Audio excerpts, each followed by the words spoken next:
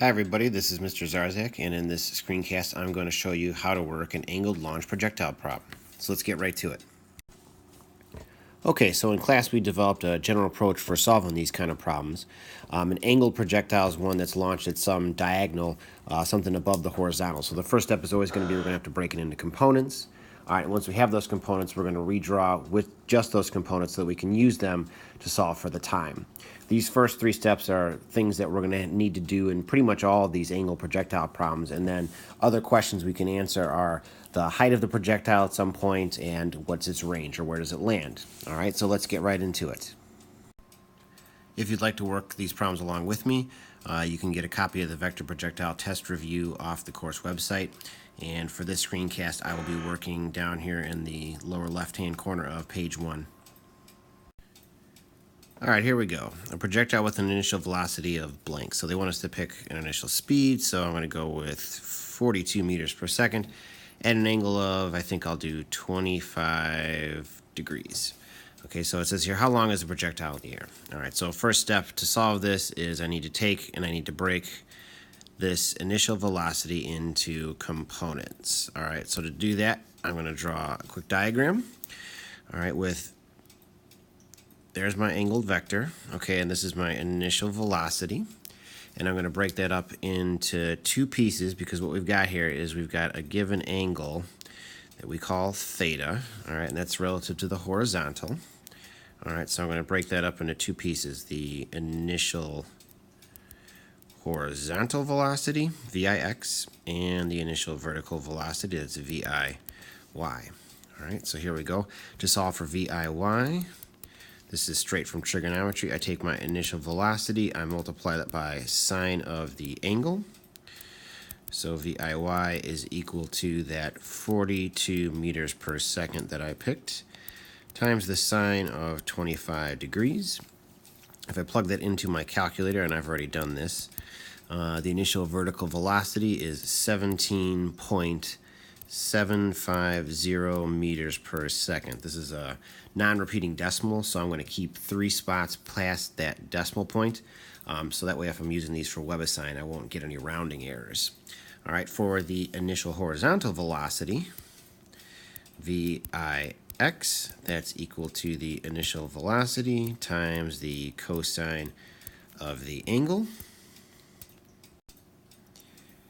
Give myself a little more room here. All right, so VIX is equal to that 42 meters per second times the cosine of the 25 degrees. And again, I've already calculated this. It comes out to 38.065 meters per second. And again, I'm keeping 3 spots past the decimal so that I don't run into any rounding issues if I'm doing this on WebAssign. So for anything else that I need to now solve for in this problem, these are the two things, VIY and VIX. It's these components, all right, that are really going to be the key to doing anything else in this problem.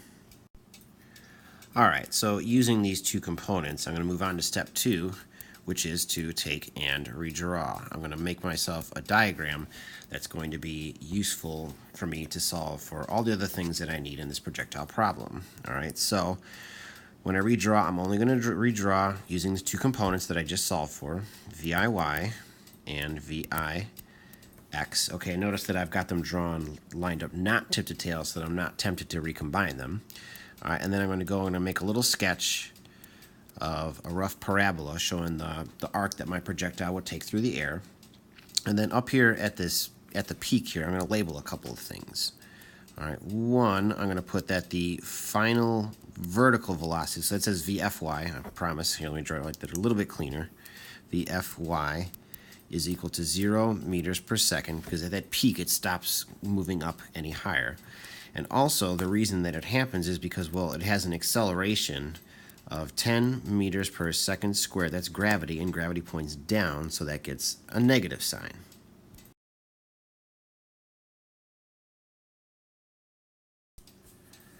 Okay, so now finally I can get to this first question, which is how long is the projectile in the air? And that's actually step number 3, which is the time. Okay, to get to that time, I'm breaking this up into two parts. First part being the time to go up. All right, up is the vertical dimension. So if I'm working in the vertical dimension, we call that y. All right, and in order to solve for it, I'm going to use this equation that says v final is equal to v initial plus acceleration times time. And anything that's in here that's a vector, okay, I'm going to label that with a little y to say that we're going to talk about the vertical part of it. So velocity is a vector, so that final velocity, that initial velocity, and that acceleration. The only thing in here that's not a vector is that time. Okay, so up and down from my diagram, excuse me. Okay, I've got this initial velocity here. Well, I already solved for that. That's the 17.750 meters per second. That's the initial, and the final is a 0. The acceleration is -10, that's gravity. All right, so if I sub into this, I get 0 meters per second is equal to 17.750 meters per second, plus my acceleration, that's gravity, so that's -10 meters per second squared times the time. And now that I've got this, the only unknown here is this time. So now I can go and I can actually solve for it. All right, so I'm going to do a little quick algebra. All right, so I'm going to move over the -10t, so add it to both sides is equal to 17.750 meters per second. And if I take and I divide out the 10 from both sides of this equation, I have what I need, which is the time, which is 1.775 seconds. Now I have to be careful here because this is the time for the projectile to go up to that highest point. So if I go back to my diagram here real quick, all right, what we've just solved for, all right, is the time for this thing to go from where we launched it up to this peak point right here. That's the 1.750 seconds. Well, what goes up must come down. So if I look at the down part, all right, well, the time up will be equal to the time down. In which case, the time that this spends coming back down is also 1.775 seconds. In which case, if I put it all together, the total time is equal to the time that this thing spends going up plus the time this thing spends coming back down. And so total time is equal to 1.775 seconds plus 1.775 seconds for a grand total of 3.550 seconds.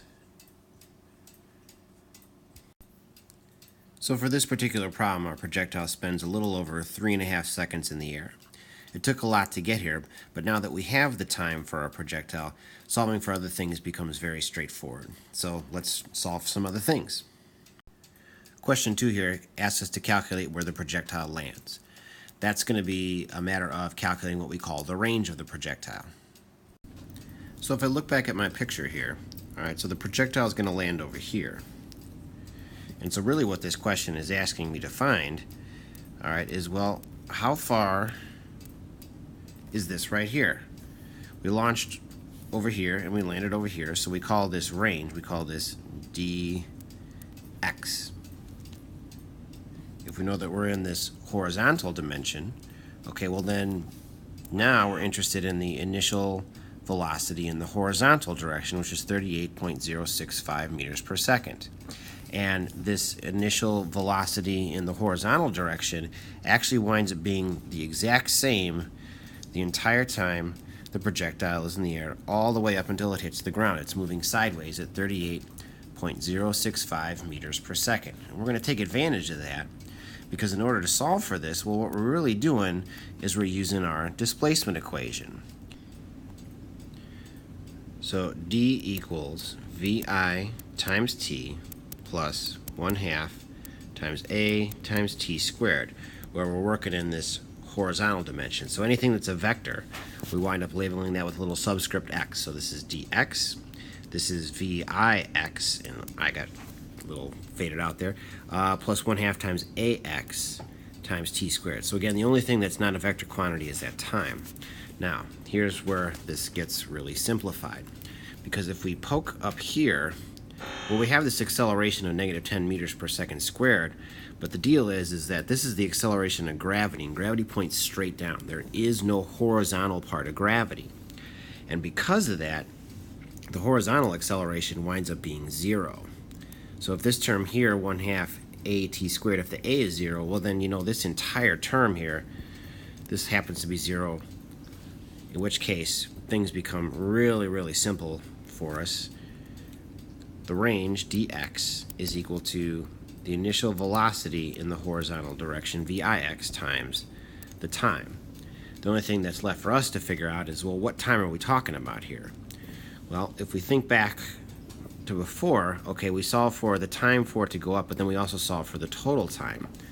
The projectile is moving sideways the entire time it's in the air, so what we really need to use in order to solve this is the total time. And since we have that total time before, this becomes really, really simple. So here we go. dx is equal to our initial velocity in the horizontal direction, which is 38.065 meters per second, times the total time, which we solve for in question 1, as 3.550 seconds. So if we put that into our calculator, which I already have, this comes out to 135.130 meters. And again, I'm keeping these 3 digits past the decimal, so if I'm working this on WebAssign, I don't get any rounding errors. If I pop back up to my picture here, just so we understand what we calculated, the projectile is going to move through the air, and when it lands, okay, it's going to be 135.130 meters away from where it was launched along the horizontal. So the last thing I'm going to look at here is the maximum height of the projectile. That's question number 3. It says, how high does the projectile get? So I just pasted back in my original drawing here, and if I look at the arc of my parabola, we can see that, well, the peak height happens, well, right when it's at its highest point. So really what I'm looking to solve for here is, well, what is this right here? Okay, and we call this dy, that's the displacement up and down. Since height is a vertical distance, okay, in order to solve this, well, what I really need to do is, again, now I'm back in that vertical dimension that we call y. All right, in order to solve it, well, it's a distance up, so again, I'm using that displacement equation, d equals vi t plus 1/2 times a times t squared. And again, anything that's a vector, okay, I'm going to give it a little subscript, so this is dy, it's a distance up, so I need to use the initial velocity up, in which case I've got acceleration down from gravity. All right, and again, the only thing that's not a vector here is the time. So if I look back up on my diagram now, okay, well, whereas with the range I was using vix, well, now I'm back to using viy, which is at 17.750 meters per second. And, well, now the acceleration, again, it's not 0, it's negative 10 meters per second squared, because, again, this is a vertical acceleration because gravity points straight down. Okay, so I have to deal with the acceleration. All right, the good news is that this is still just a one-step plug and chug. All right, so let's go ahead and solve for this. So the vertical displacement, okay, that's the maximum height, is equal to my initial velocity in the vertical direction, so that's 17.750 meters per second. I'm going to take that, I'm going to multiply that by the time. The question is, well, which time are we talking about here? If we look back up at our picture, okay, well, we launch here, and our projectile goes up to this peak, so we call this the time to go up. That's the half time, which we had solved for before, while in solving for the total time is 1.775 seconds. So I'm just going to go ahead and I'm going to label that. It's the time up, and that's the time up, just so I don't use the wrong time. And now I'm going to plug in that 1.775 seconds, to which I'm going to add 1/2 times the acceleration of gravity, which is -10 meters per second squared, times that time of 1.775 seconds, and that needs to get squared. Don't forget to square that time. All right.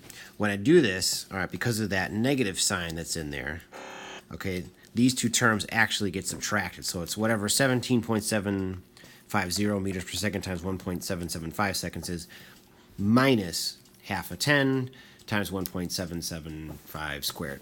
All right, so just going through and doing my calculation. Let's see here.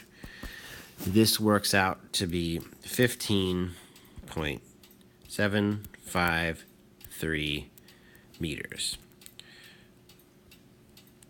So for this particular projectile problem, at its peak height,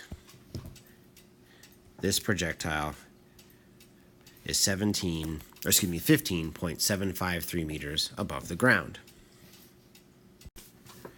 So that about does it for this screencast. All right, now it's your turn. You need to go back and pick your own initial speed and direction and go and try a couple of these for yourself.